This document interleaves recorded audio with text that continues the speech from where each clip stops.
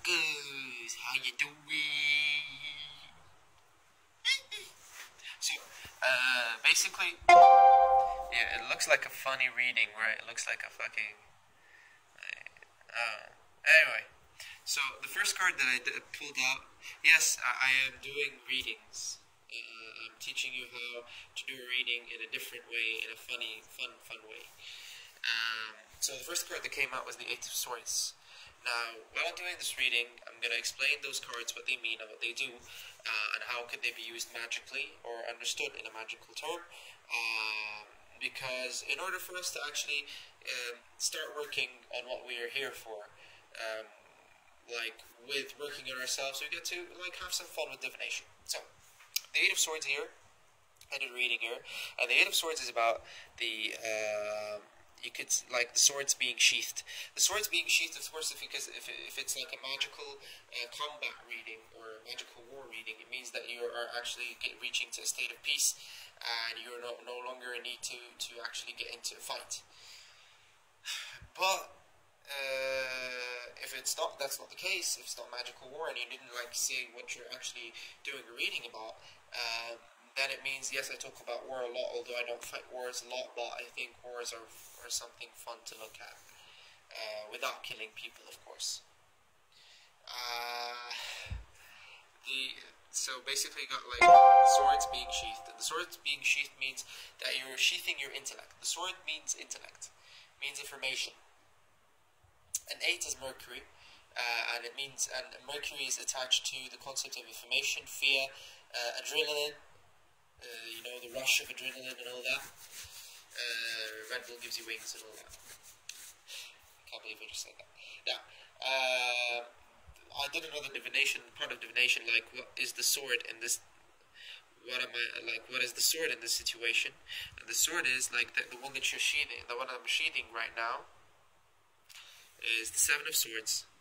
Seven of Swords is, I asked, okay, which, like, because the Seven of Swords, it's like a back and forth card. You can find like a sword going there and a sword coming there. So it means that someone is going between two sides back and forth. The two sides in this case, you got the Hermit and the Ace of Swords. So I asked the Hermit, like, what are, like, because the Hermit, as you can see in the symbols, is he got a concealed hand and an obvious hand, the white and black. So I asked, which represents the white and which represents the black. So the Queen of Wands came out and the Chariot came out. The black is the Chariot and the white is the Queen of Wands. And you can see that the Queen of Wands is actually holding the grip of the horse. Now it could be like discussed in two ways. The first way is you're being led by your feminine aspect. You're being driven by your feminine aspect, which is artsy and all that fun stuff.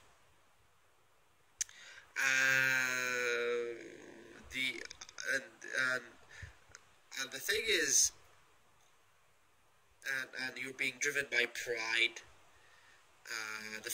Your flame is pride, and you got like peacock feathers all over the place, which means beauty and pride. And the Queen of Wands is basically, she's got like an X on top of her head, which means X marks the spot that she's basically, there's a part of herself that she doesn't know yet about, yet she's being driven by it, which is basically something that we can understand about the Hermit, is that, or not the Hermit, understand about ourselves, is that we get driven by the parts that we don't know about, so we get to know them. And this part is, you got like like it's being held, the hand that holds the Chariot. Now we could explain it in two terms. Is the first one is that there's a hand, the white hand, which is basically the Queen of Wands. The Queen of Wands basically is holding the horse, and you got like a chariot, and the chariot is being driven. So you're being driven by the Queen of Wands, or I'm apparently, according to this deck, I'm being driven by the Queen of Wands, which is basically, you know, the feminine aspect.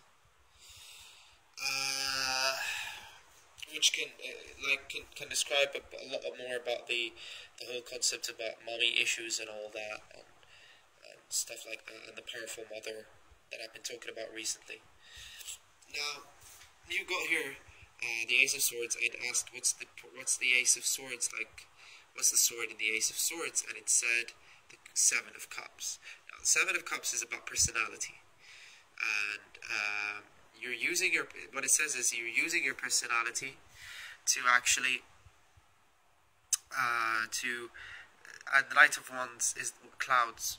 The cloud, like the sword is going through the Knight of Wands, and the sword is going through the Knight of Wands. It doesn't mean it's killing it, but at least it's like, it might be like a sort of gutting of a package, like you're opening a package to get to know what's inside of it. So I asked, what's the Knight of Wands holding? What's the Knight of Wands holding? And it came out as the King of Wands. It's a very fiery reading, by the way. It says the King of Wands, and the King of Wands is actually looking at the Queen of Wands. You can see that.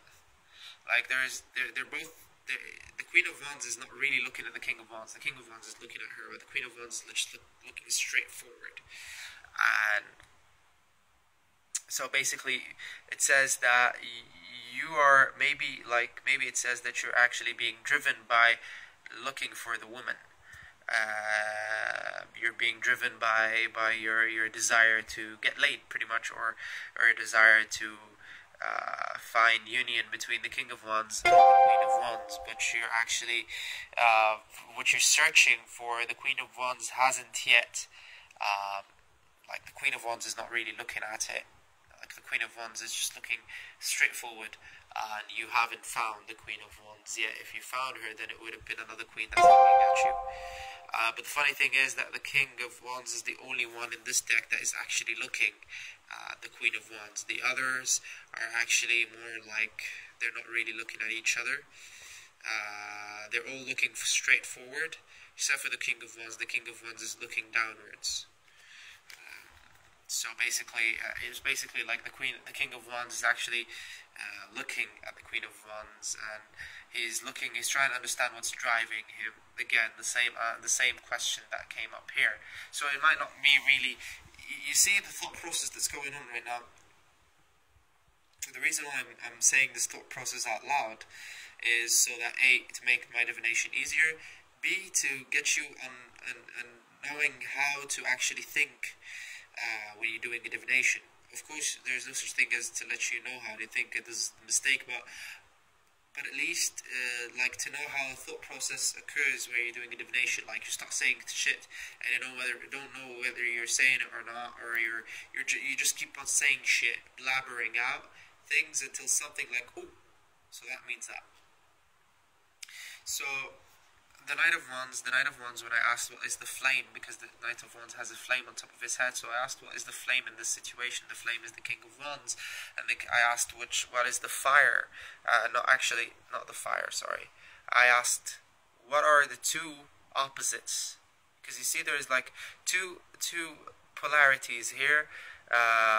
That you got like the positive and the negative, and they're separating each other to allow the sun to come out. So I asked what is being separated, like what do those like show off. And the first one came out as the Fool, and the second one came out the Ace of Wands. So you're trying to separate between the experience that you started and the new experience that you're going to have. So I asked the Ace of Wands, what does this flame resemble? Because you can see that this is in Ketha, and this is what's coming up next. So I asked what is coming up next, or what does flame represent, or what's the new idea that I'm fishing for. And it came out as the Six of Pentacles. Six of Pentacles is about receiving and giving, like giving something and receiving something in return.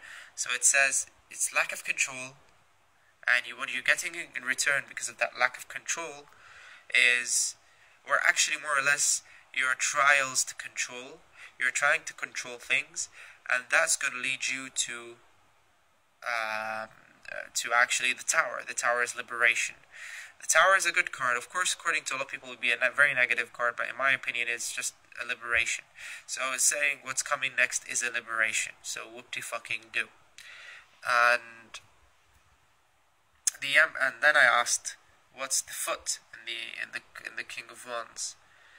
Sorry, I asked, what's the Knight of Wands looking at in this situation? And the Knight of Wands, again, it says a figure of control, the Emperor. You are trying to control the passage between that and this, going back and forth between being introverted and and searching for the truth. And what is happening is that you're putting too much control on it, which will lead you to getting liberated, because too much control leads to explosion. So it's a matter of time before I explode, according to this reading. So fun times. I've been talking about working with your emotions, and I have a heavy current coming up soon. But the point is, at the end of the day,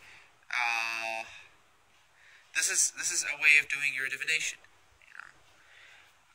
So according to this exercise, I would like you to do a divination and to actually document it. If you can print it out, that would be like if you can take a picture of it and write down what you think of it, that would be very nice. And I want you to try this method, because this method will teach you about the symbols of this deck and what it means according to your current situation. So actually, when you see something in your dreams and you would understand what it means. Okay? So this is it for the Judgment card and the exercise with it.